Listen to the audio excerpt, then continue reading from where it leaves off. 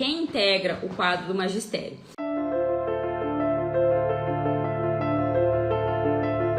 Basicamente, nós temos duas categorias, que são os professores, os docentes, e os integrantes das chamadas classes de suporte pedagógico, que nós também chamamos frequentemente de gestores educacionais. São aqueles profissionais que dão suporte para o exercício da docência, para os professores. Então, no âmbito das escolas, nós temos o diretor de escola, o vice-diretor, os coordenadores pedagógicos. Tem alguns municípios que têm a figura do professor coordenador pedagógico ali, atuando dentro da escola. E os profissionais que atuam em nível de rede, em nível de sistema de ensino, que normalmente são os supervisores de ensino, os orientadores educacionais, os assessores de planejamento educacional, enfim, independentemente das nomenclaturas, nós temos então profissionais de suporte pedagógico atuando em nível de rede de ensino, de sistema, e também profissionais de suporte pedagógico, de gestores educacionais atuando em cada escola que integra ali aquela rede de ensino, tá? E aí, pessoal, vocês podem me perguntar, Sarita, e os demais profissionais da educação, eles não têm direito de ter um quadro, uma organização específica e tal? Então, quando a gente analisa a legislação educacional, e principalmente quando ela fala da existência dos planos de carreira, essa garantia, ela muitas vezes está atrelada aos profissionais do magistério. Então, a gente tem muita clareza em relação à necessária existência de um quadro, de uma carreira específica para o magistério, que aí a gente engloba os professores, docentes, e os profissionais de suporte pedagógico à docência, como eu disse para vocês. Os demais profissionais da educação, eles também têm direito, sim, a um plano de carreira, tá? Só que a gente encontra aí muitos empecilhos para a organização desse plano de carreira, e isso acaba dificultando, muitas vezes, que os municípios implantem isso, né? Os municípios e os estados implantem esses planos para os demais profissionais da educação. Então, para a gente esclarecer um pouquinho aqui, vou esclarecer para vocês quem são esses profissionais, qual é a fundamentação legal, a base legal, é o artigo 61 da LDB, tá? Então, lá no artigo 61, a LDB diz assim: consideram-se profissionais da educação escolar básica. Então, ela usa o termo profissionais da educação. E aí, ela vem esclarecendo em 5 incisos quem são esses profissionais, tá? Mas, basicamente, pessoal, são 3 categorias de profissionais que a LDB traz ali no artigo 61.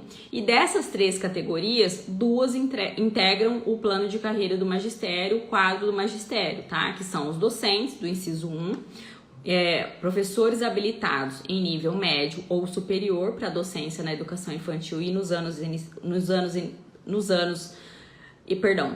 ensinos fundamental e médio, e o inciso 2, que são os trabalhadores em educação, portadores de diploma de pedagogia, com habilitação em administração, planejamento, supervisão, inspeção e orientação educacional, bem como os detentores de títulos de mestrado e doutorado nas mesmas áreas, tá?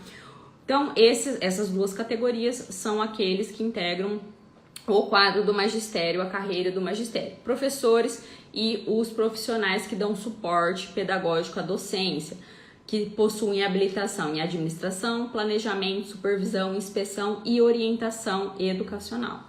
Então, vejam que a LDB, ela especifica as funções que eles fazem, mas não necessariamente a denominação, a nomenclatura dos cargos. Por isso que a gente tem aí variadas denominações e nomenclaturas quando da organização do quadro de pessoal ou do plano de carreira, tá? E no inciso 3º, que entra aí os trabalhadores em educação portadores de diploma de curso técnico ou superior em área pedagógica ou afim, que são os demais profissionais da educação, os profissionais que dão apoio aí à educação, que são justamente aqueles que o Dr. Silvio falou da semana passada, que eles não são aí nem professores, nem ocupantes de cargos ou funções de suporte pedagógico, mas eles dão apoio ali escolar e para os quais se é exigida uma habilitação técnica. Mas, como eu disse, nem todos esses profissionais têm essa habilitação, essa formação que é exigida. Nós temos uma gama aí de outros profissionais que dão apoio aí à educação, mas que eles não têm essa formação específica, tá? Eu vou falar um pouquinho sobre eles. Existe também uma resolução aí do Conselho Nacional de Educação que fala sobre o plano de carreira desses profissionais, tá? Eu vou passar aqui para vocês também. Mas seguindo aí, então, especificamente em relação aos profissionais do magistério, a gente tem a resolução do Conselho Nacional de Educação número 2 de 2009. Quem está nesse processo de elaboração ou revisão do plano de carreira do magistério, leiam essa resolução, juntem a equipe, façam a leitura dessa resolução. Por quê? Embora eu tenha dito que nós não tenhamos uma estrutura básica nacional, um modelo de quadro do magistério, um modelo de plano de carreira do magistério, que existe flexibilidade, autonomia para essa organização, nós temos no âmbito do Conselho Nacional de Educação uma diretriz sobre esse assunto, que é justamente essa resolução número 2 de 2009 da Câmara de Educação Básica do Conselho Nacional de Educação, tá? O pessoal tá falando aí dos psicólogos dos psicólogos entram nessa terceira categoria.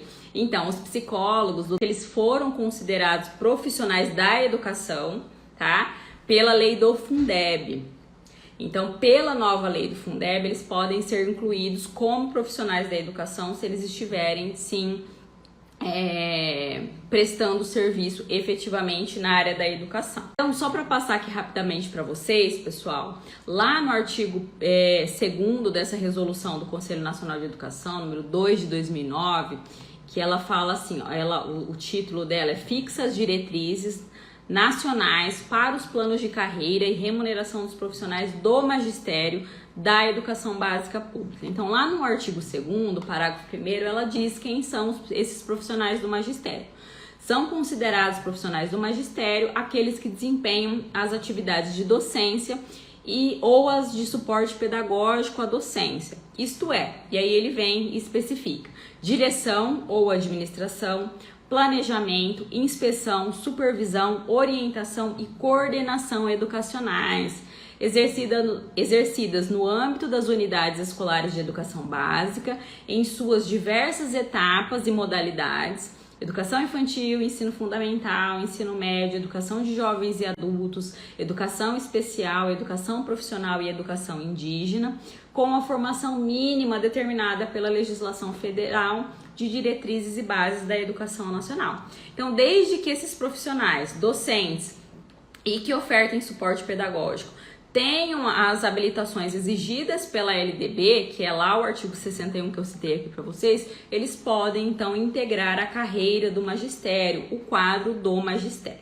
tá? E aí então nós temos, só para reforçar, essa resolução, a resolução número 2 de 2009, que fala especificamente do plano de carreira do magistério, e a resolução que eu citei para vocês, que eu falei para vocês agora há pouco, que fala sobre os demais trabalhadores em educação, que também têm direito a um plano de carreira, é a resolução também da Câmara de Educação Básica do Conselho Nacional de Educação, é a resolução número 5 de 2010, tá? Fixa as diretrizes nacionais para os planos de carreira e remuneração dos funcionários da educação básica pública, tá? Então, eles se encaixam como profissionais de suporte pedagógico, a Kira está falando dos profissionais de apoio, dos demais profissionais de apoio. Se for desses profissionais, os psicólogos e assistente social, sim, eu entendo que eles entram como profissionais de apoio, tá? Por quê? Porque para eles, Kira, não é exigida a formação pedagógica, a pedagogia, como é o caso dos professores e dos ocupantes de funções de suporte pedagógico. Então, eles entram aí como profissionais de apoio, demais profissionais da educação, pelo aí entendimento da nova lei do Fundeb, já que ela vem e considera esses profissionais como profissionais da educação, tá? A gente sabe, pessoal, que para os profissionais de apoio, a gente tem uma certa dificuldade da elaboração desse plano de carreira, por quê? Lá de acordo com o inciso 3º do artigo 61 da LDB, quando ele fala dos demais trabalhadores em educação, que tem que ter essa habilitação técnica, a gente sabe que esses cursos são escassos, que muitos não têm essa habilitação. Agora que nós estamos que está em evidência esse tema, em razão da nova lei do Fundeb, que que veio dizer que esses profissionais podem ser remunerados com 70%, mas desde que eles tenham essa formação específica, essa formação técnico-pedagógica, que a gente sabe que a maioria não tem, tá? O que a gente tem na prática, na verdade, são merendeiros, inspetores de alunos, motoristas de transporte escolar, auxiliares administrativos, profissionais da limpeza, que muitas vezes eles prestaram um concurso público que não é específico para a área da educação. Então a gente pega como exemplo o motorista. Às vezes ele fez o concurso público para motorista, tá? Mas dentre aquela quantidade de vagas que foram ofertadas no concurso público, vem o gestor público, e designa, tantos motoristas vão trabalhar na educação, no transporte escolar, tantos profissionais vão trabalhar lá nas ambulâncias, na área da saúde, tantos profissionais vão trabalhar lá no gabinete do prefeito, enfim, em outros órgãos da administração. Então, quando a gente vai fazer um plano de carreira específico para esses profissionais, muitas vezes a gente encontra dificuldades de fazer um plano de carreira para os profissionais de apoio da educação.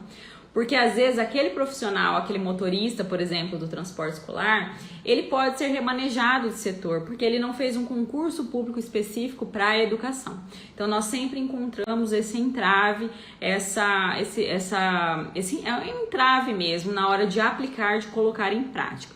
Mas nada impede, pessoal, que esses profissionais tenham um plano de carreira. Todos os servidores públicos, no âmbito do serviço público, é necessário, é imprescindível que os servidores públicos tenham um plano de carreira, independentemente se é da educação ou não. Então, pessoal, é isso. A gente encontra um pouco essa dificuldade, mas no serviço público é imprescindível que todos os servidores públicos tenham uma carreira pública.